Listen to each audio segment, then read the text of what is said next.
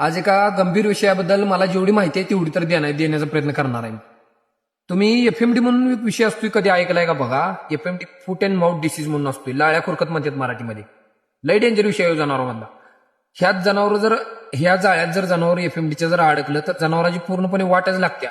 शेतकऱ्याची तर वाट लागणारच आहे, कारण कसं आहे, दुधाचं उत्पादन घटतंय, जनावरांची कंडिशन पूर्ण डिम होत्या, इम्युनिटी कमी होत्या, पायाच्या खुरांमध्ये आणि तोंडामध्ये जखमा होत्या, त्यामुळे जनावराला खाता येत नाही आणि चालता फिरता येत नाही. त्यात जर जनावर जर बसलं तर जनावरांच्या अंगावर खत्त पडून पूर्ण जनावरचं वाया जातं. शेतकऱ्याला लय मोठ्या आपत्तीचा सामना करावा लागतो. त्यामुळे हे व्हिडिओ बनवायला लागलोय. ह्याच्यावर मित्रांनो एक काळजी घ्या, हे कसं असतंय, ह्याला वॅक्सिन आहे, ती वॅक्सिन करून घ्यायची, कारण ह्याच्यावर एक प्रॉपर स्पेसिफिक उपचार म्हटलं तर आपल्याला अजून तयार झालेला नाही. त्यामुळं वॅक्सिनचा सगळ्यांनी आधार घ्यायचा आहे. आणि दुसरी महत्वाची गोष्ट, ह्याच्यावर आपण किरकोळ लेवलला जर असला, तीव्रता कमी असली तर आपण प्रतिजैविक वेदनाशामक इंजेक्शन वगैरे इकडे तिकडे देऊन कव्हर करू शकतोय, पण तेवढा आपल्याला बेस्ट रिझल्ट बघायला मिळत नाही. त्यामुळे चांगला गुण जर पाहिजे असला, जनावर आजारी पडू नये अशी इच्छा असली आणि ह्यात जनावरांची जर तळमळ बघायची जर तयारी नसली तर लाळ येण्याच्या आधी तुम्ही पहिल्यांदा लस करून घ्यायची बघा.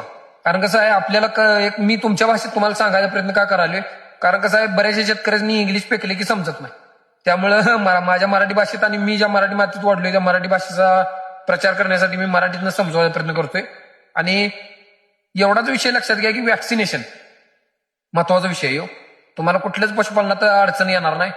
धन्यवाद.